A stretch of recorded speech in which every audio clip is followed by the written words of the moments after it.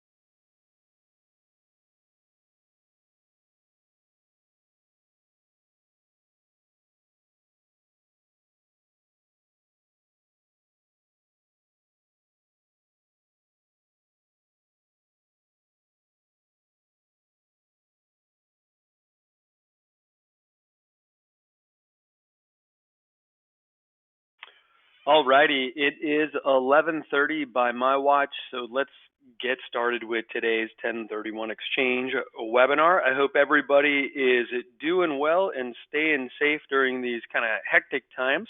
I'm also very glad that you're taking some time out of your day to educate yourself on the 1031 Exchange process.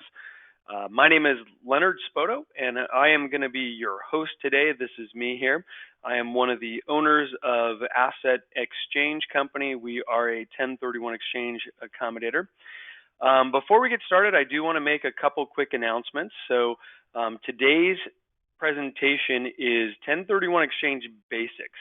All right, so this is the first of our series of 1031 Exchange webinars. What we do today is we spend a little time just talking at a high level about how and what 1031 Exchange works. And so if you're looking for our advanced class, we do that next week. Today is just our basics class. Everybody who is on the webinar today is going to get a copy of today's presentation. We also record the presentation and post it onto YouTube. So if you want to share it or review it later, you can do so. If you have questions during the course of the presentation, please do ask a question. The way that you ask a question on the presentation today is you type it in and it will pop up on my computer screen, and I will address all questions as they are appropriate. So today is a shorter class. We should go about 30 to 45 minutes and get you out of here, and you can get on your way to have lunch. So let's go ahead and get started. So my company is a 1031 exchange accommodator. A lot of times people during these presentations say to me, well, geez, Leonard, what does your company do? So what we do, well, we are a required part of the 1031 exchange process. If you're going to take advantage of a 1031 exchange to defer taxes, you have to work with a 1031 exchange accommodator. Now, we are going to serve three very important functions. Number one, we hold all of the sale proceeds, all of the money that comes from the sale of your property. We are setting up a custodial account. The funds will go into that custodial account until you or your client is ready to buy replacement property to complete the 1031 exchange. We are also going to prepare all of the legal documents that are required, and then we're going to make sure that the seller, the exchange client, is in compliance with all the rules and regulations regarding Section 1031 of the Internal Revenue Code. Now, my company has been doing this for a very long time. I've been in the business for about 20 years, but I started this company back in 2006. We do about 100 to 150 1031 exchanges per month. We do all types of exchanges all over the country. So we've been around. We've got a full staff here that is very well versed in the tax code. We have a tax attorney on staff. And we are one of the only companies, if not the only company in the industry, that will offer clients audit support on their 1031 exchange if they get audited by the IRS. So we'd love to work with you when you have clients considering a 1031 exchange, so please do keep us in mind. And with that, I promise that is the only commercial I'm going to give you. So let's kind of get into the meat and potatoes of the 1031 exchange process. So for those of you who don't know, 1031 exchange, what is that? Well, Section 1031 of the Internal Revenue Code is simply a piece of the tax code that allows for deferral of taxes on the sale of an investment or business real estate. So very importantly, we are not going to do 1031 exchanges on the home that you live in. This is only for investment or business use real estate, and it is a tax deferral. All right, so you qualify for the tax deferral on the sale of your investment real estate if you follow a series of steps that we're going to talk about here shortly. But what I really want to mention to you guys is that Section 1031 is one of the greatest wealth building tools available to the investor. The reason why is there is really no other asset besides investment real estate that you can sell and not pay taxes, right? If you buy stocks on the stock market, let's say you buy Google stock and you make a ton of money and you sell the stock, guess what? You're paying taxes, right? With real estate though, real estate is a really tax favorable investment, especially on our business and investment property because of Section 1031. So it allows people to sell properties, and as long as they're reinvesting the proceeds and following the rules, they don't have to pay a dime to the government. And this is important because a lot of people don't understand how much money goes to the tax man if you sell a property. Does anyone want to guess on what the tax rate is if you sell investment property? Well, here in California, between our state and federal taxes, we're going to pay about 33 to 36% of our gain to the government.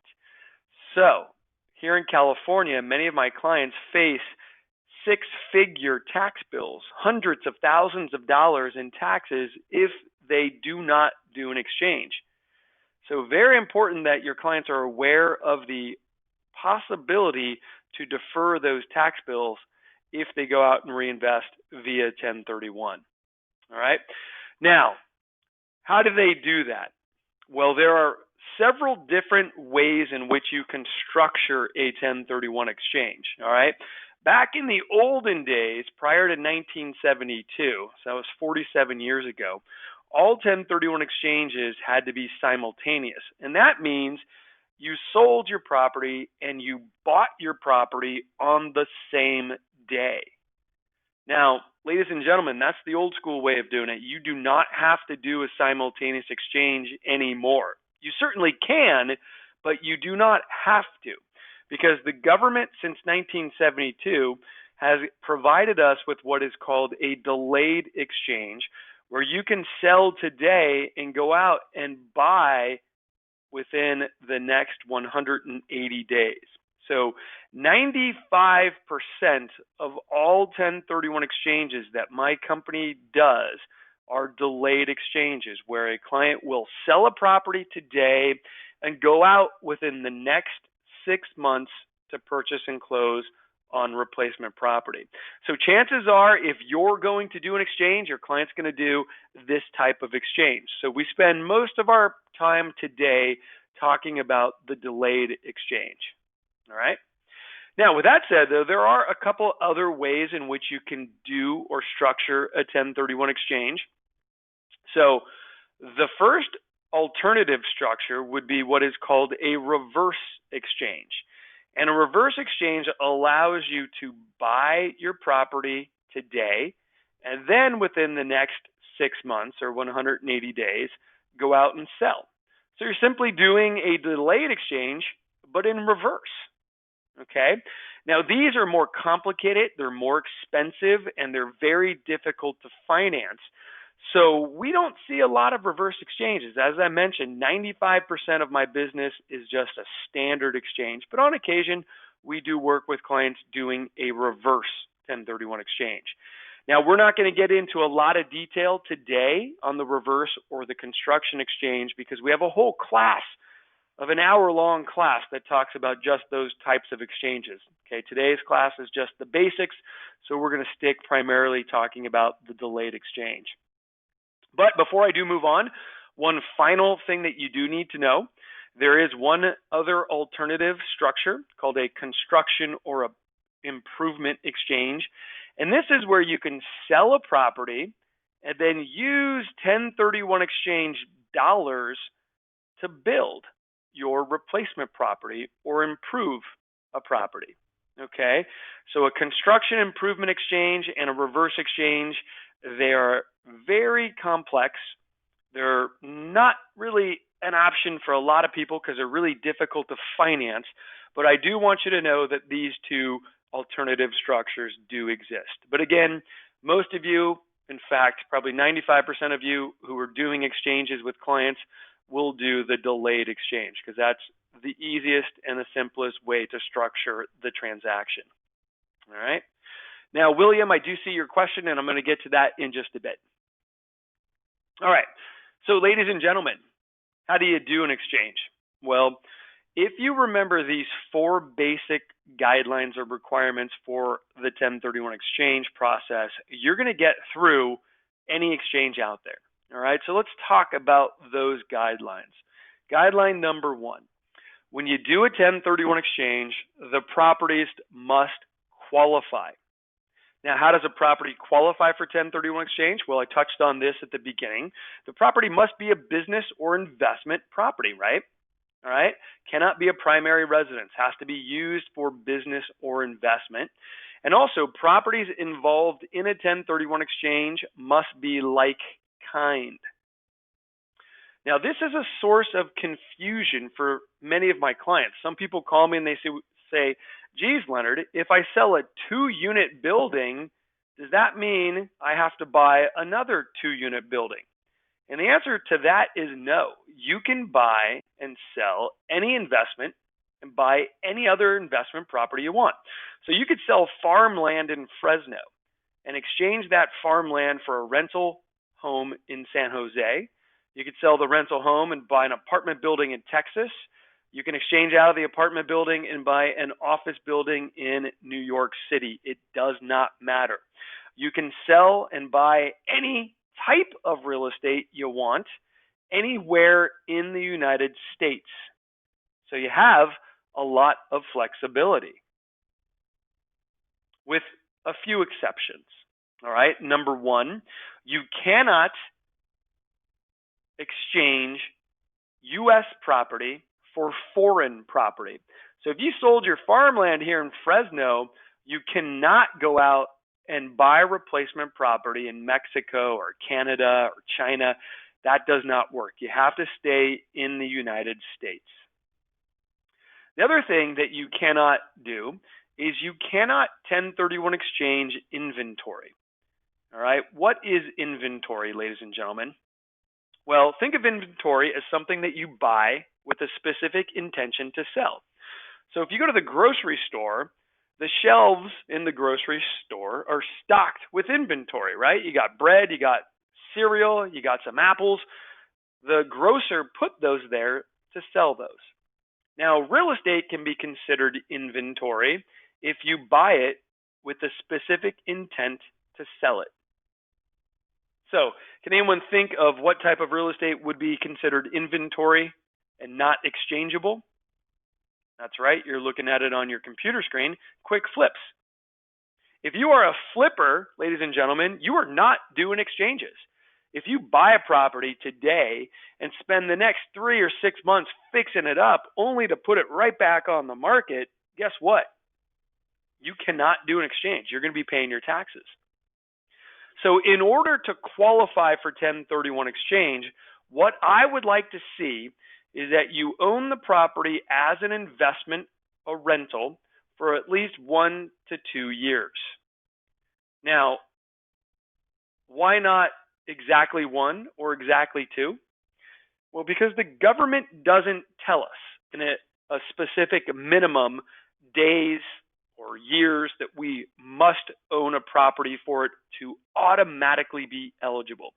And the reason why is because the government looks at a variety of factors when determining if your property is eligible for 1031 exchange. So they do look at the number of years it's been a rental, but they also look at your intent. How did you intend to use the property? Okay, did you intend to fix it up and flip it, but it took you 2 years? Well, if so, then it's still inventory. But if you bought it and you rented it out, and you've had a seasoned rental in there, and you've been reporting your rental income every year in your taxes, well, that looks and smells like an investment that should be eligible for 1031 exchange. Now, there is a whole host of gray area, and let me give you an example. You may own a property in Lake Tahoe, and you may use it sometimes, but sometimes you rent it. Will that property be eligible for 1031 exchange? Well, it depends. If you use the property too much, then it will not be eligible for 1031 exchange. And let me give you the specific details of how much you can use your property before it is ineligible for 1031. All right, look at your computer screen. You can use the property personally for either 14 days per year or 10% of the amount of time it was rented. So if you have a property in Lake Tahoe that you have rented out for 30 days, you can either use it 14 or 10%, which is 3 days per year, whichever is bigger. Now, let's say you have a property that you have rented out for 300 days in Lake Tahoe. Well, you can use the property for either 14 or 30 days, which is 10%. Okay? So the government gives us some rules and guidance for how much personal use we can have on a property before it is ineligible for 1031 exchange. Because really what the law is here for is not to defer taxes on your second home. It's to defer taxes on your investment property. All right. So if you have a client where you're not quite sure if their property will qualify, then what I want you to do is this. Pick up the phone and dial my phone number, all right, and ask me whether or not you think the property will be eligible. So this is a phone number that I want you guys to put into your cell phones right now. This is our hotline. You can get a hold of us at any point, whether you need to open up an exchange account or if you just have some basic questions, okay? So use us as a resource. Sometimes it's tricky. I'll give you another example. You may have a client who owns a 2-unit building and they live in the top unit and they rent out the bottom. And you might say, well, geez, they can't do an exchange on the property because they live in it, right? No, that is incorrect, ladies and gentlemen. They can do a 1031 exchange on the portion of the property that has been rented out. So if this is 50% of the value of the building, you can do an exchange for that 50%. So if the building sells for $1 million, you've got a $500,000 sale allocated to the rental component of the property, and that can be 1031 exchanged. So there's all kinds of tricky scenarios on whether or not your client can do a 1031 exchange, and hopefully you take this information, commit it to memory, and you always have an answer for your client. But if you're like me, you're probably going to forget 90% of what you learned today. So the main thing I want you to remember is my phone number, and when you have some questions or your clients have questions, just pick up the phone and start dialing. All right. So rule number 1, make sure your properties qualify. Rule number 2, when you do a 1031 exchange, if you do not want to pay taxes, I need you to remember 2 things. Number one, you need to reinvest all of your cash. Number two, you need to purchase real estate equal or greater in value. It's that simple. So let's take an example.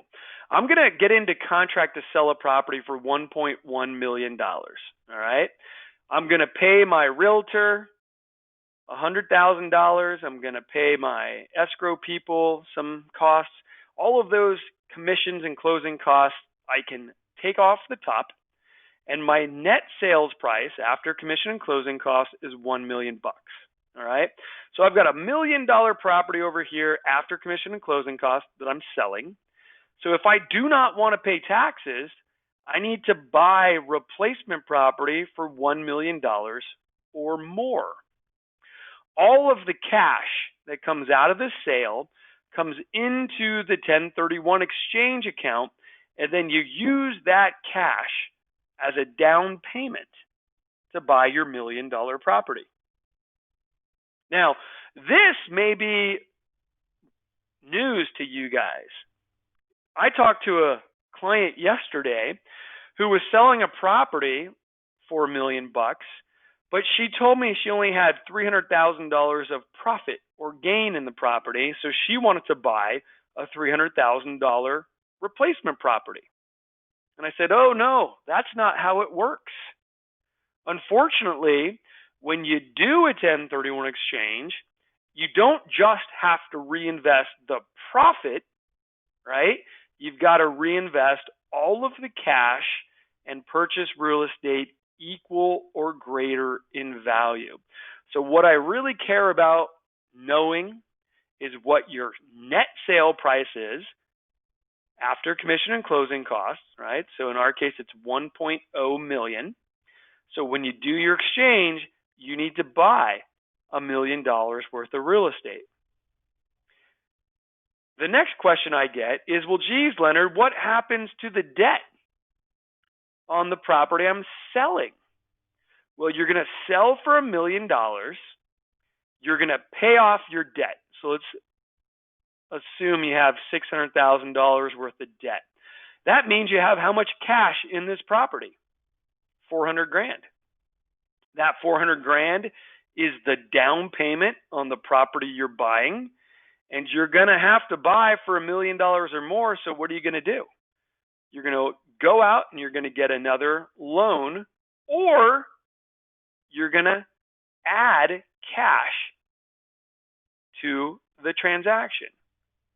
All right, so either one will work. So you've got $400,000 of sale proceeds, and you're going to go get a loan for $600,000, or you're going to add cash for $600,000, so that the property you buy is worth $1 million or more. It's really that simple. You're just replacing what you sold with something else for the exact same value. And if you do that, ladies and gentlemen, you don't pay taxes. Now, what happens if you don't do that? Well, let's say you sell for $1 million and you get a good deal on the property and you only have to pay $950,000. Does that invalidate the entire 1031 exchange? Absolutely not. What happens in this case when you trade down in value is that the difference, and only the difference, is taxable. All right, so if you go down in value, it does not negate the entire transaction. What happens is the trade down difference is taxable. Now, before I leave this slide, I do want to mention one thing. If you sell for $1 million, you could buy one property for $1 million, or you could go out and you can buy multiple properties that add up to $1 million or more.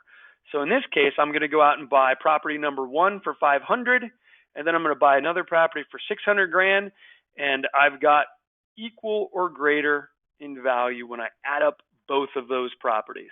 And that works, ladies and gentlemen. I had one guy who sold a $65 million property in downtown San Francisco and bought 37 replacement properties.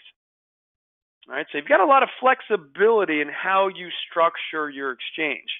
right? You can sell one, buy one.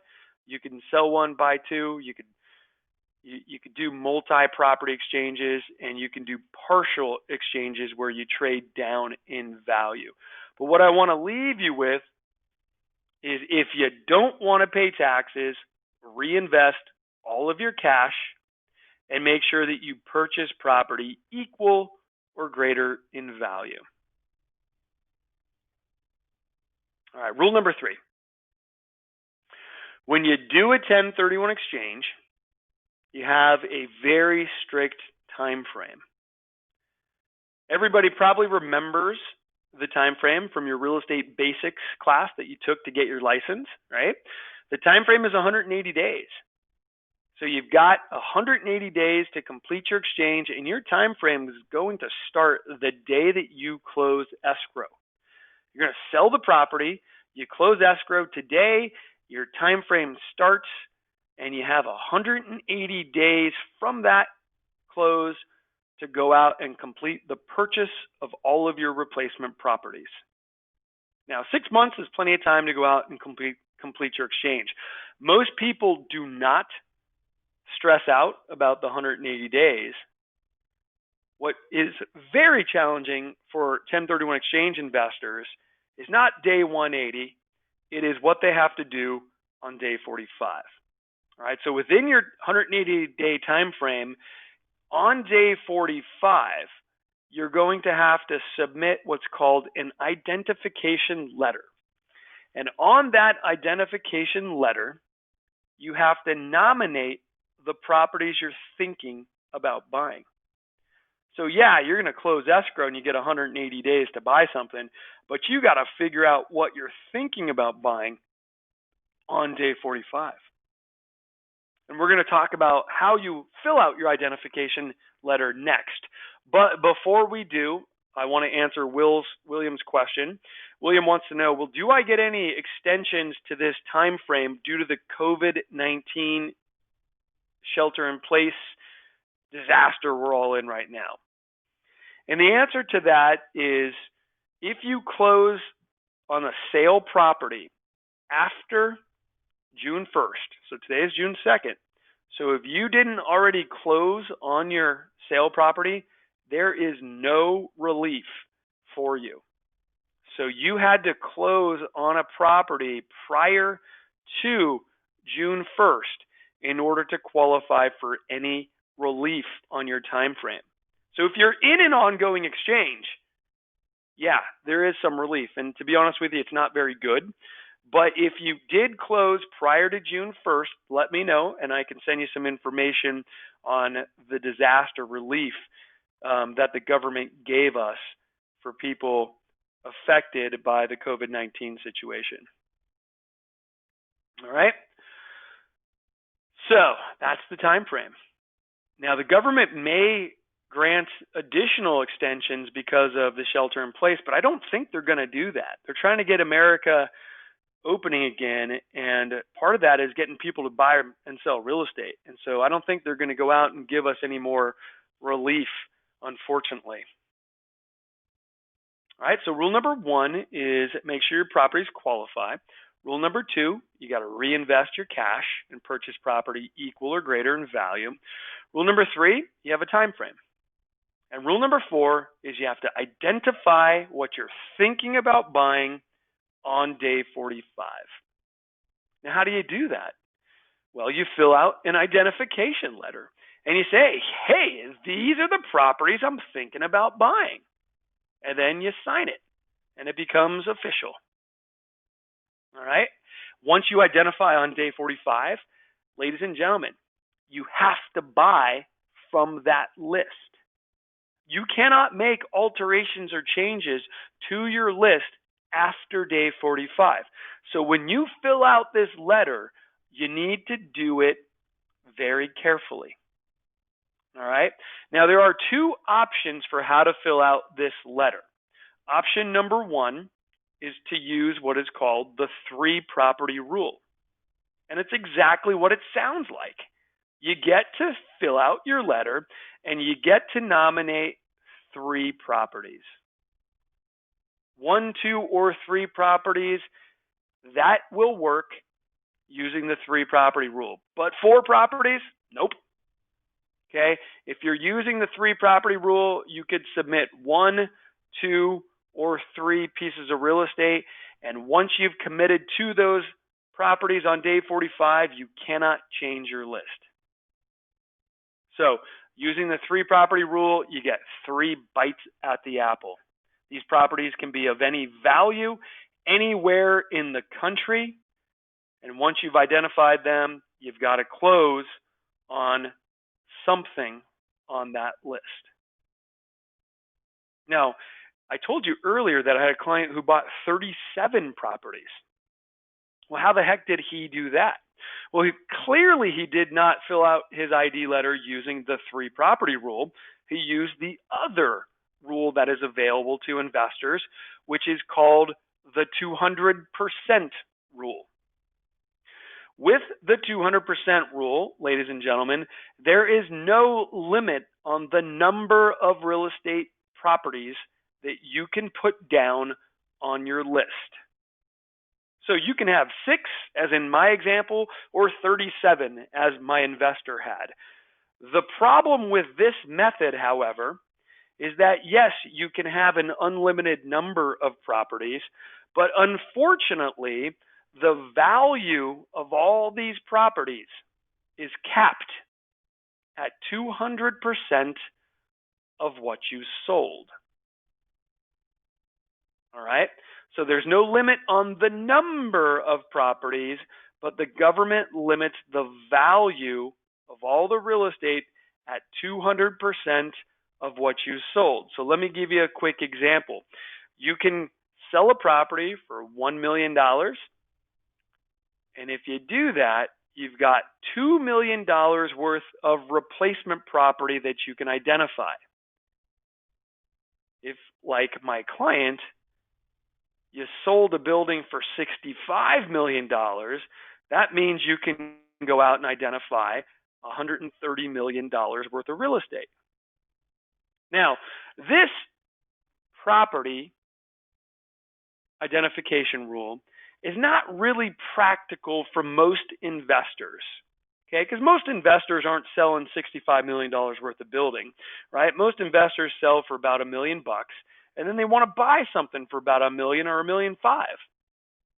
However, on occasion, I will have a client who's selling for $1 million in California, and then they go out to Texas.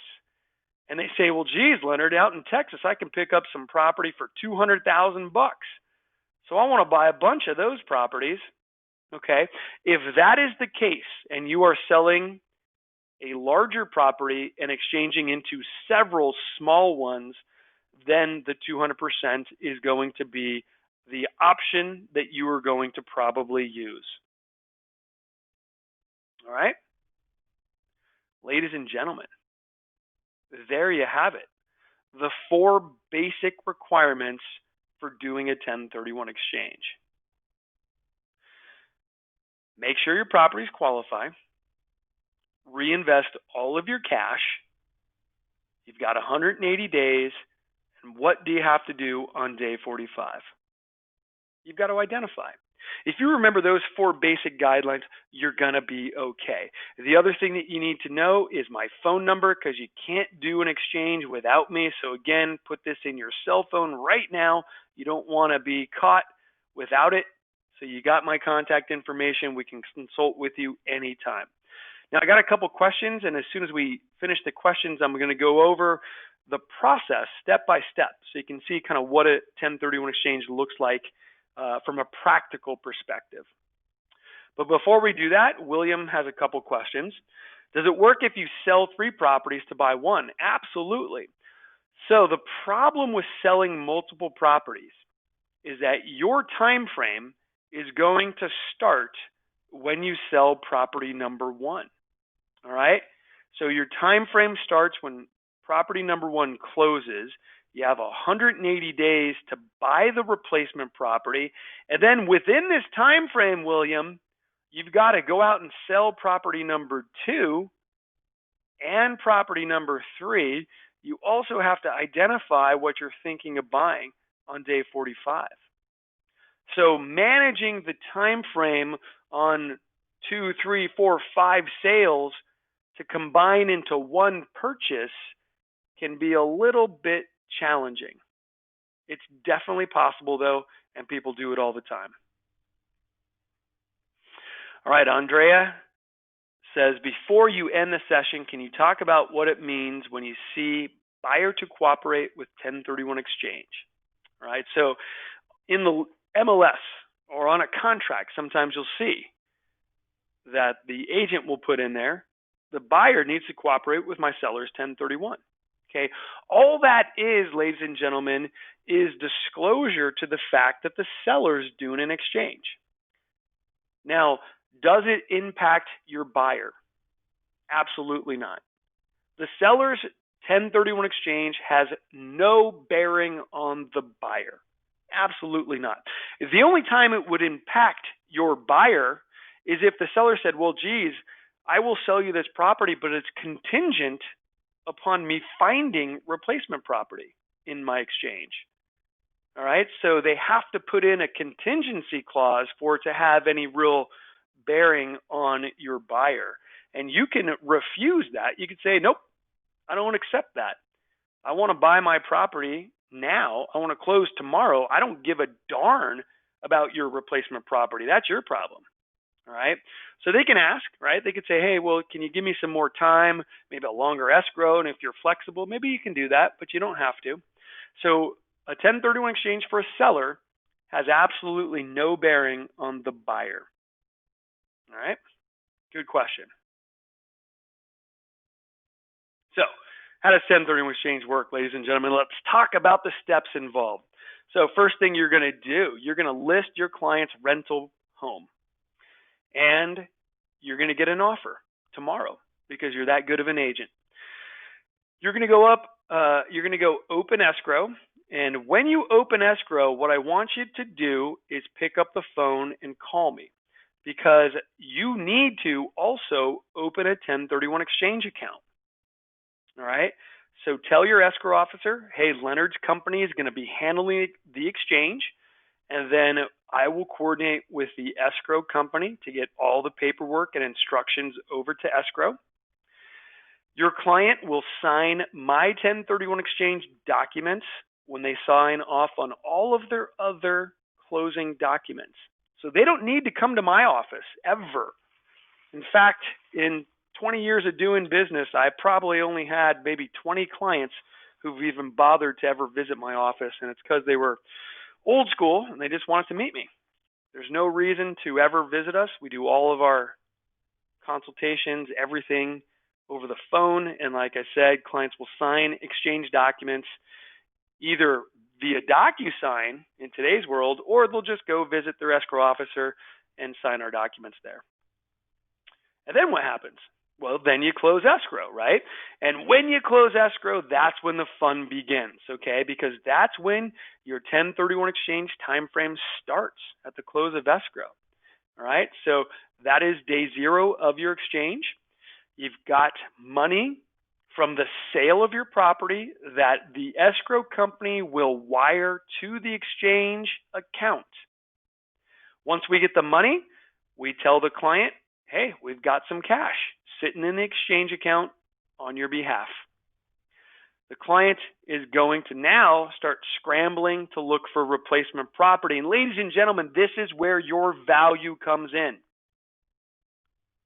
You need to go out and help them find replacement property. Don't ditch your client as soon as the property is sold, right? Help them find replacement property, because now you can earn another commission.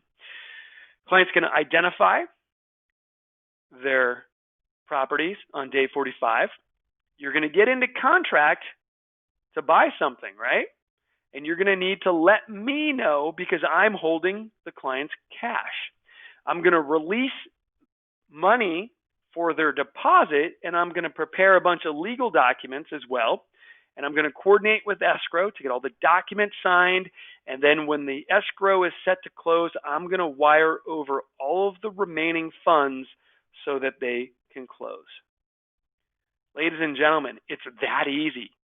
All we're doing is selling a property and buying a property and using the exchange company to hold the funds in between the process.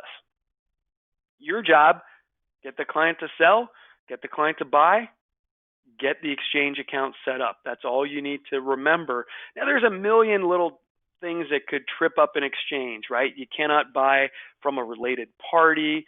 There's all kinds of same taxpayer requirements and drop and swap issues that could foul up an exchange, but we don't need to worry about that, okay? Because my company will identify all the little things that can trip up a client from a tax perspective and make sure that those problems are solved. All right? Your job, get those properties sold, help your client buy replacement property. If you do that, you're going to have a valid 1031 exchange. Now, VJ wants to know, what do I charge? Very good question. So before we get into some Q&A here, I'm going to answer VJ's question. We charge a very simple transaction fee of $750 when the sale property closes escrow and $250 when the purchase property closes escrow. All right, so it's $1,000 bucks. And I think you'll find that in the industry that is on the lower side of the spectrum. Everybody's within a couple $100 bucks of each other, but we try to price ourselves on the lower side of the pricing spectrum, even though we give way better service. So let's get into some Q&A. You have a client here that calls you up and says, well, geez, I want to do an exchange on my rental, but I've only owned it for 11 months. Can I do the exchange? What do you guys think? Well, your gut reaction is to say no, right? Because they haven't owned it for very long. But what I'm going to tell you is that, remember, time of ownership is only one thing the IRS considers. The IRS also considers your intent, all right? So if you really wanted to, you could do this exchange, although it's aggressive. And if you got audited, the IRS is going to really look into why it was a short hold. All right, so you can do whatever the heck you want because the government doesn't have a minimum hold period. But based on previous client audits, we know that if you haven't owned the property for at least 1, but preferably 2 years, it's going to be really challenging to defend an audit. But guess what, ladies and gentlemen? Only about 5% of exchanges get audited. So the odds are in your favor if you want to be aggressive. All right. How about another question? Client sold land and would like to 1031 exchange into mobile homes. Is that allowed? Absolutely not. If you can back your truck up to it and drive it away, it is not real estate. And when you do an exchange, you have to sell real estate and buy real estate. Question number 2, and we kind of went over this. Client sold for $500,000 and is buying for $450,000. What's done with the leftover $50,000? Well, your client's got some options, right? So your client can choose to pay taxes on that $50,000, right? When you trade down in value, the difference is taxable, but it doesn't have to be because your client can go out and buy another property with the $50,000. Or using the construction improvement exchange, they can use the leftover $50,000 to put improvements in the new property. Okay, and that's the construction improvement exchange. That's our teaser to have you join one of our other webinars where we talk about it because it's a more advanced structure. All right. How about one more question before we wrap up? Client would like to sell a rental and exchange into a primary residence. Is that possible? What do you guys think? Of course not, right? 1031 exchange is only for investment. Got to sell an investment. You got to buy an investment. Oh, one more question. Client would like to sell 2 properties and buy 1. We talked about that with William's question. Absolutely, you can do that, and you don't pay taxes as long as the purchase property is equal or greater to the 2 sales, right? So you sell a property for $500, you sell another property for $600. You need to exchange into a property of at least $1.1 million worth of value or more to defer all the taxes. All right, and we're going to skip this one. I don't know why the reverse exchange is in here, because I don't talk about those in today's class. So there you have it, ladies and gentlemen, 1031 exchange basics. Now, very important, most important thing you need to take away from today's presentation is this right here, okay? Because this is the answer to all of your 1031 exchange questions. Ladies and gentlemen, I've been doing this for a million years. There's not a question that I can't answer, okay? You can have what you think is the most complex situation regarding 1031, and I've probably seen it half a dozen times already, okay? If I haven't, I can find you the answer. All right. Every once in a while, a client says, well, geez, what about this, this, and this? And I say, well, that's actually really good. I haven't seen that before, but guess what? I'll get you an answer in 10 or 15 minutes. All right. But that is very rare. Okay. We've been doing this a very long time. It's not rocket science. When you have questions, give us a call. Now, the reason why we educate you and we spend a lot of time and effort to get you really good 1031 exchange information is so that you become a better agent. All right. When you have this knowledge in your pocket, or if you have this phone number in your cell phone and you can get answers to all of your clients' questions within 5 minutes, you're going to be a better agent. All right.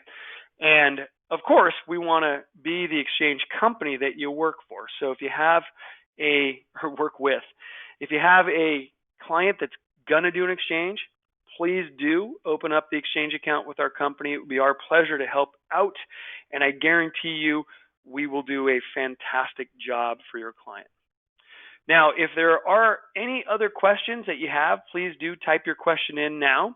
If not, we're going to go ahead and sign off. I'm going to wait about 30 seconds here to see if any questions get popped up on my computer screen. And it doesn't look like we have anything. So ladies and gentlemen, have a great rest of your day. We ended right at 45 minutes, which is exactly what I wanted to do for our basic class. Now, we do have one question from Marina. Marina says, what is the difference of using you and escrow? Good question. Escrow is not allowed to do 1031 exchanges. All right, so your escrow company cannot be your exchange company. Now, your escrow company may have a partner exchange company. In fact, we are the partner company for several escrow companies in California.